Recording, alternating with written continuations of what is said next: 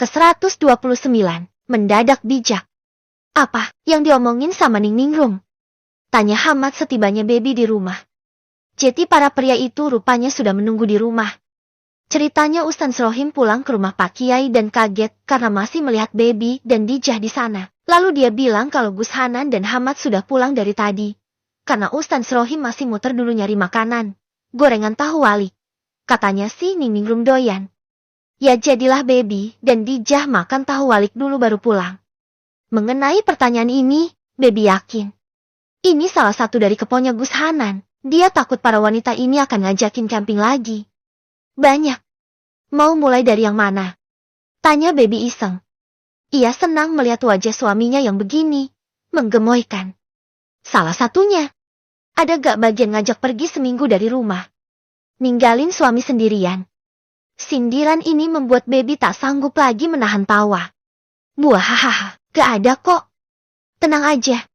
Cuma, tadi kami ngebahas. Kalau Ning Ningrum tadi ngeliat si Mbak Ruby. Orang yang udah melet kamu tuh. Ada di sana. Dan kelihatannya ngajar di sana. Kami bicara. Diskusi, cielah. Diskusi counah. Intinya, kami memutuskan untuk memberitahu pihak sana. Ya bisa Ustazah Wardah atau suaminya. Nah, kan kamu punya kontaknya si Mas Rahman itu. Gimana kalau kamu yang bilangin? Hamad langsung memicingkan matanya. Enak banget. Kalian yang rapat, memutuskan tapi eksekusinya di aku. Seharusnya kamulah. Gini Mas. Baby duduk bersila di depan suaminya yang duduk di kasur dengan ponselnya menyala. Ia menepuk paha suaminya itu pelan. Misal ya, kan aku gak pernah kontak dia sebelumnya. Plus dia lelaki dan aku perempuan. Kalau aku yang SMS. Kan? Bingung. Perkenalan dulu. Ya kayak dia ingat aku. Kalau enggak, kan panjang. Atau kalau aku nelpon juga. Repot. Nah orang yang pernah berkontak sama dia kan kamu. Jadi, alangkah baik dan indahnya. Kalau kamu yang menghubungi dia, gitu. Panjang kali lebar dan penuh dengan keeleganan dalam menjabarkannya. Baby bangga atas kalimat itu. Terus aku mau bilang apa? Kalau Ruby itu orang yang pernah nyantet aku. Gitu. Tantang Hamad. Seperti ini adalah ide yang konyol sekali. Ya kedengarannya aneh. Tapi kamu ya gak ada salahnya cerita. Karena kan, gini. Masa ada orang kaya begitu ngajar agama? Apa gak buat rusuh nantinya? Gini loh Beb. Kalau aku bilang begitu, aku akan dibilang ikut campur. Kita baru aja jenguk beliau. Ibaratnya ini menjalin sholaturahim yang kemarin renggang. Lah terus aku mau bilang begitu. Apa gak dicap aku ini tukang ikut campur urusan pondok orang? Nanti aku kalau ditanya. Siapa kamu ngatur-ngatur? Aku mau jawab apa? Tantang Hamad lagi. Bilang dong. Aku ini Hamad Buhori. Gitu. Perkenalan aja kok repot. Hamad mengusap wajahnya kasar. Stres juga emang kalau bicara sama Baby, kadang kepolosannya bercampur sama ngeyel. Jadinya begini. Secara kapasitas Beb, aku ini gak ada hak. Loh, sesama muslim itu wajib mengingatkan. Gini deh. Mas, kamu nelepon dia, si Mas Rahman dan bilang istri saya mau bicara sama istrinya Mas Rahman gitu deh. Desak Baby lagi. Hamad mengembuskan napasnya panjang. Kalau tadi turuti, bisa panjang urusan. Jadilah dia mendial nomor yang masih ia beri nama di kontak. Mas Rahman fotografer. Assalamualaikum. Mas, apa mengganggu? Waalaikumsalam. Enggak kok Ustadz. Ada apa ya? Tanya Mas Rahman dengan ramah kepada Hamad. Ini. Istri saya mau bicara sama istrinya Mas Rahman. Apa bisa ya? Kalau sibuk gak apa. Lain kali. Oh. Enggak. Sebentar. Terdengar suara ponsel seperti dipindah. Istrinya Ustadz Hamad mau bicara sama kamu. Terdengar suara Mas Rahman menjelaskan. Koko Kuici. Assalamualaikum. Sapa suara perempuan dari balik sambungan. Baby langsung menjawab dengan suara didekatkan ke mikrofon. Karena memang ini panggilan yang di loudspeaker. Hamad memberikan ponselnya ke Baby, biar leluasa. Ustazah, ini baby. Masih ingat gak? Konyol lemang. Baru ketemu tadi masa ia lupa. Tapi kan yang namanya Ustazah kan nemuin orang banyak dalam waktu sehari. Just in case. Gitu kan lupa. Oh, iya. Ada apa ya Mbak? Suaranya menyenangkan. Tapi ada nada bingung di sana. Ustazah Wardah. Tadi waktu kami berkunjung ke sana. Saya dan Ning Ningrum mengenali satu orang. Nah orang ini dulu pernah mondok di pondok sini. Kakak keasnya baby. Apa benar ya? Namanya Mbak Ruby. Dia itu dulu jago bagian kasidah. Gitu ya? Tapi saya nggak kenal semua santri di sini. Gak Ustazah. Bukan santri dia. Dia sudah lulus. Dan dari tampilannya dia megang buku. Seperti ngajar gitu Yuas. Oh. Ya terus? Gini Ustazah. Saya harus cerita dulu biar Ustazah paham. Ustazah ada kelas gak? Sibuk gak? Apalagi masak gitu? Tanya baby nyerocos aja. Hamas sudah menutup wajahnya. Malu sendiri sama kelakuan istrinya.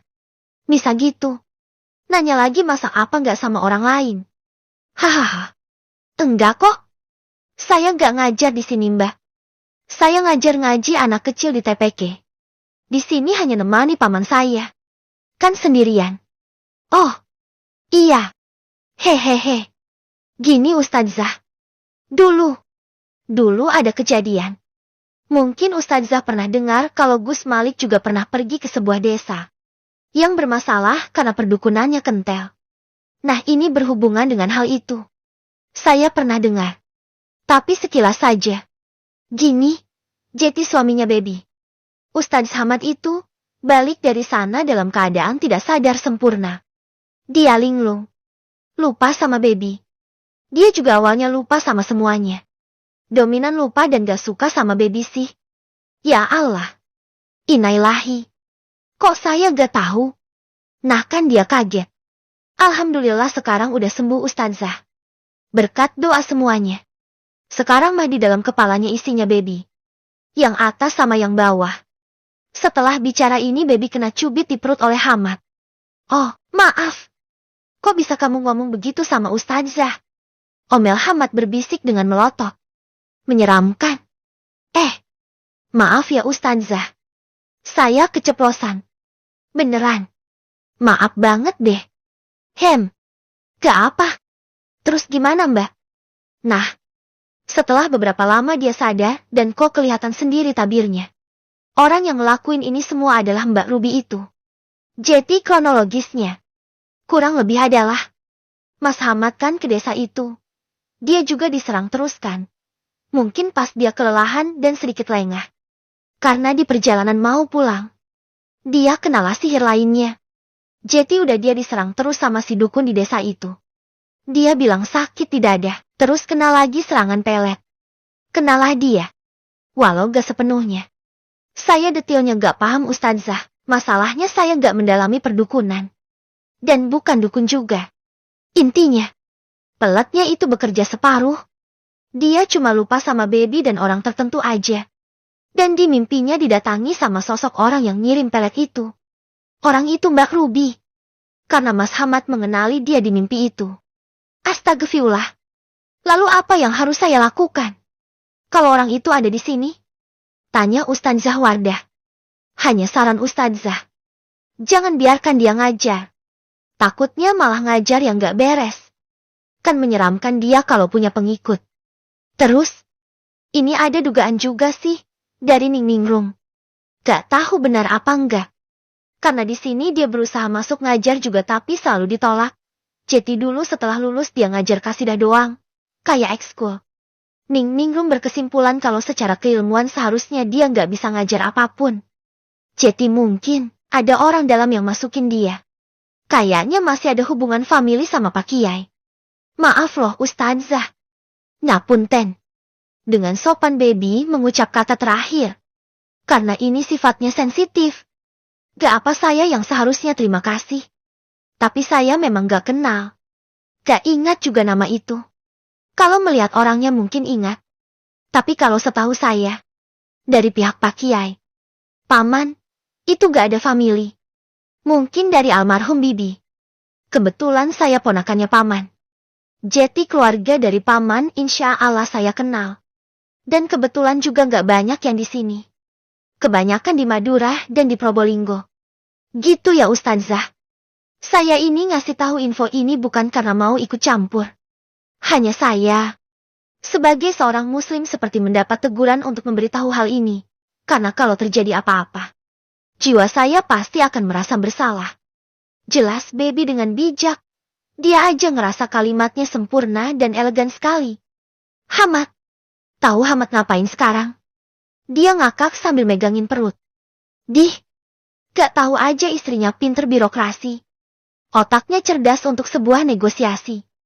Kalau dia mau, dia bisa. Bisa. Baby menunggu jawaban dari Ustazah Wardah yang sepertinya berbisik dengan suaminya. Ia mengulang semua informasi dari Baby dan meminta pendapat suaminya. Baby sempat mendengar suara pria yang menjawab dengan lembut.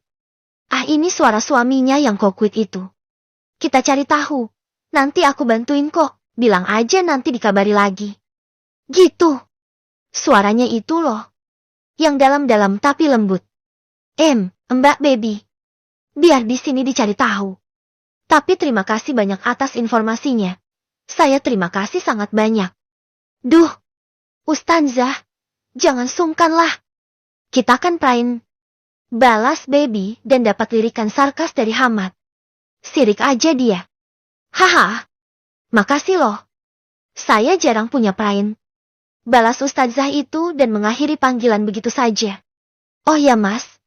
Aku mau tanya deh. Hanya penasaran aja. Si Ustazah itu. Ustazah Wardah itu kenapa ya dia mau jadi pemandi jenazah? Apa gak serem gitu ya? Apa gak dimimpin gitu ya? Tanya Baby tiba-tiba abur pertanyaannya. Kenapa gak ditanya ke orangnya tadi? Kan sekalian. Balas Hamad mengambil ponselnya dari Baby. Baby mencebik. Ya kan malu. Ketahuan banget aku bodoh gitu. Gak ngerti, kalau sama kamu, kan kamu udah tahu luar dalamnya aku. Jadi kan enak. Gak ada yang ngejudge. Kenapa dia mau jadi pemandi jenazah? Apa dia gak takut? Apa dia gak dimimpin? Kalau gak ada yang mandiin jenazah kita nanti. Terus siapa Beb? Hampir semua anak santri. Diajari caranya memandikan jenazah. Kalau kita bisa siap, tahu ilmunya. Kalau suatu saat orang tua, atau orang terdekat kita meninggalkan enak. Bisa kita yang mandikan. Memandikan orang yang kita sayangi, itu seperti sebuah kepuasan sendiri. Bisa berbakti untuk terakhir kalinya. Kita bisa usahakan dengan sangat sempurna. Sesempurna mungkin dengan semua sunnah yang ada. Apa dia takut? Kenapa harus takut? Itu makhluk. Semua kita akan jadi seperti itu. Justru saat kita memandikan jenazah itu, yang ada rasa cinta. Rasa cinta kita kepada manusia yang berpulang terlebih dahulu. Apa yang ada di depan kita itu adalah gambaran atas apa yang akan terjadi ke depan. Itu gambaran kita di masa depan. Biar ingat, biar sadar. Sebentar lagi kita yang akan jadi mayit. Maka berbuat baiklah. Kan gitu. Jelas Hamad yang emang dasaran Ustadz. Jadi penjelasannya panjang kali lebar. Aku sih merinding. Kenapa merinding? Emangnya setan? Lah, kalau bangun lagi gimana? Ya namanya mati suri itu mah. Namanya orang meninggal itu ya gak bangun lagi. Tapi, tetap aja. Aku serem Mas. Gak sanggup aku kalau disuruh mandiin jenazah. Pemandi jenazah itu pekerjaan yang mulia. Yang pahalanya besar. Tapi tanggung jawabnya juga lebih besar lagi. Ada sebuah riwayat disebutkan bahwa siapa yang mengikuti kepengurusan jenazah dari awal sampai mayat disyalakan maka baginya pahala 1 kirat. Dan yang mengikuti kepengurusan jenazah sampai mayat dikuburkan baginya pahala 2 kirat. Kadar 1 kirat pahala sebesar gunung Uhud. Jadi kesimpulannya apa? Setiap dia mandiin 1 jenazah, ngurus dia, ngafani dia sampai siap disyalakan. Dia udah dapat pahala 1 gunung Uhud. Bayangin dia udah mandiin berapa orang. Itu 1. Ada lagi riwayat barang siapa yang memandikan jenazah dan menjaga aib-aibnya, maka Allah ampuni dia dengan 40 kali ampunan. 1 jenazah. Kaliin banyaknya orang yang dia mandiin. Berapa tuh? 10 orang. 10 jenazah dikalikan 40 ampunan. Udah 400 ampunan. Menang banyak kan? Tapi serem. Sahut Baby dan Hamad menggeleng. Baby juga lupa. Pakai bahas beginian lagi. Udah tahu suaminya Ustadz galak bin kereng.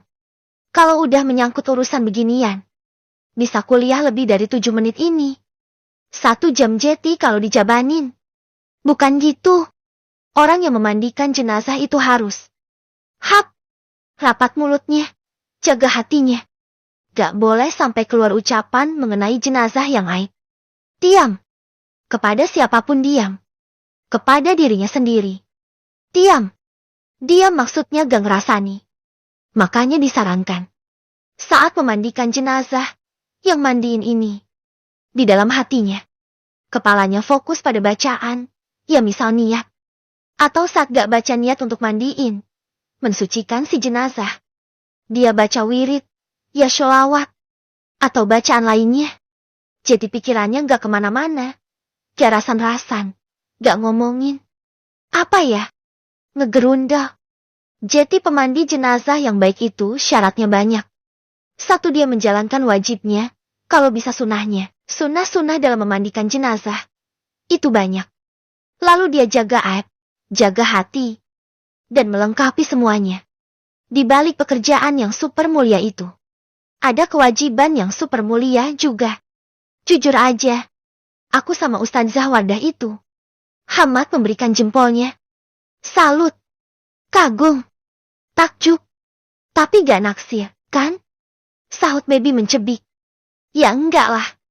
Dia itu hebat. Ya tipikal kayak dia yang cocok memang. Yang gak banyak bicara hal yang gak penting. Gak main jeplak aja. Omongannya terjaga. Kalau gak penting dia gak bicara. Ya cocok itu. Pemandi jenazah harusnya kayak dia mang. Gak kaya. Hamad diam. Ia melirik ke arah Baby yang udah nyadar diri. Gak kaya aku. Tahu. Udah gak usah dibahas bisa gak? Bikin sakit hati tahu gak? Loh. Kan aku bilangnya. Pemandi jenazah gak cocok sama kamu, Beb. Kan bener. Kamu juga gak sanggup kan? Lalu apa salahnya aku bicara begitu? Coba. Melengos. Karena hati wanita itu terlalu sensitif dan mudah tersakiti. Jawabnya dengan dramatis. Aku tahu aku gak cocok untuk pekerjaan itu. Tapi gak usah ditekankan, aku gak pantas juga. Sih. Omel Baby. Dia langsung berbalik. Ngambek ceritanya. Oh. Gitu. Ya aku gak ada niatan ya, Beb. Terus gimana nih? Aku udah rencana mau ngajak kamu keluar sore ini. Ada 1 tempat kaya buat bikin kerajinan-kerajinan gitu. Kaya buat Beye. Aku mikirnya. Wah, Baby pasti suka. Tapi kalau kamu gak mood, ya udah. Gak jadi. Kapan-kapan aja. Ucap Hamad lagi. Gila apa? Aku tadi diajakin makan-makan sama Ningning Rum aja mikir-mikir karena pengen jalan sama Mas Hamad yang kalau udah keluar bisa dimintain jajan apa aja. Lah kok mau nolak? Baby berbalik dengan senyuman super lebarnya. Gas. Budal.